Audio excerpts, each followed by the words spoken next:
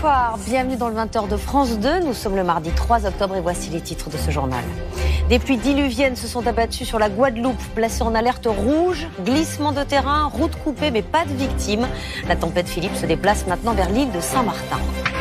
Les prix de l'immobilier continuent de chuter et c'est valable dans tout le pays. À Bordeaux, ils s'effondrent de 13%, en cause les taux de crédit qui, eux, ne cessent de grimper. Vous pouvez faire le même trajet que votre voisin et payer 4 fois plus cher. Alors que la SNCF met en vente ses billets pour Noël, nous verrons comment elle fixe ses prix. Ce sera le plus du 20h. Nous irons en Suède où la guerre des gangs fait des ravages. La police est dépassée et le gouvernement vient de faire appel à l'armée.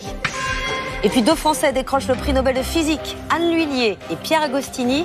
Ils sont récompensés avec l'Autrichien Ferenc Krauss pour leur recherche sur les flashs lumineux. On vous expliquera. Le fait du jour, c'est la tempête Philippe qui a frappé ce matin la Guadeloupe. L'archipel avait été placé en alerte rouge aux orages et aux pluies. Les écoles sont restées fermées. Des pluies diluviennes ont provoqué des glissements de terrain. Plusieurs routes ont été coupées, principalement au sud de Basse-Terre. Récit de Valérie Lerouge. Des orages violents et des trompes d'eau durant toute la nuit. Dans le sud de l'île, des routes transformées en torrents par des fortes pluies.